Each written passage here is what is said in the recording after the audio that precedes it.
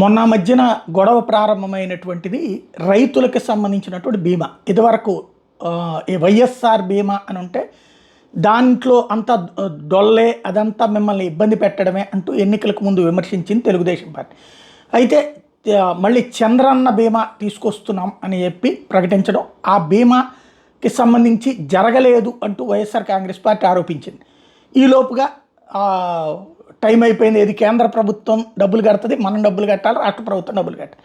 దాంట్లో పోర్టల్లో రిజిస్ట్రేషన్ దగ్గర ఏదో తేడాలు వచ్చి నేను వైసీపీ ఆరోపిస్తే వాళ్ళకి 24 గంటలు అదే కంటితో ఉంటారు, అంతకుముందు ఎప్పుడైనా రైతుల గురించి పట్టించుకున్నారా, దుర్మార్గం కదా అన్నటువంటి విమర్శ చేస్తూ వచ్చారు. ఇప్పుడు వచ్చేటప్పటికి రైతులకి ఏదైతే ఏలూరు దగ్గర మునిగినటువంటి ప్రాంతాలకు వెళ్ళినటువంటి సందర్భంలో అక్కడ రైతులు అడిగారు తమది రిజిస్టర్ చేసుకోలేదు, తమ పరిస్థితి ఏంటని. దాన్నే ఇప్పుడు జగన్ ప్రశ్నిస్తున్నారు. ఒకసారి ఆయన ఏమన్నాడు విందాం. ఇన్సూరెన్స్ ప్రీమియం మీరు చెప్పినట్టుగా ఇప్పుడు కట్టలేదు, పొలాలు మిలిగిపోయినాయి, ఎన్యూమరేషన్ స్టార్ట్ కాలేదు, మరి ఇన్సూరెన్స్ ప్రీమియం వస్తుందా, ఇన్సూరెన్స్ వస్తుందా రాదా?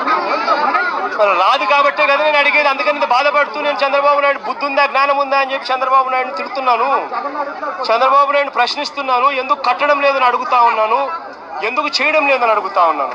ఈ క్రాప్ ఫస్ట్ దానికి చెయ్యాలి అని అంటే ఫస్ట్ ఈ క్రాప్ చేయాలి. మీ గ్రామంలో ఈ క్రాప్ జరుగుతూ ఉందా నువ్వే చెప్పు. నీ గ్రామంలో ఈ క్రాపే జరగనప్పుడు ఇక ఏ రకంగా ఇన్సూరెన్స్ అంటే ఇన్సూరెన్స్ ఎగనామా పెడుతున్నట్టే కదా. ఈ క్రాపే జరగనప్పుడు ఇక దీనికి ఇన్పుట్ సబ్సిడీకి సంబంధించి నీకు ఏ రకంగా నీకు సొమ్మిస్తాడు?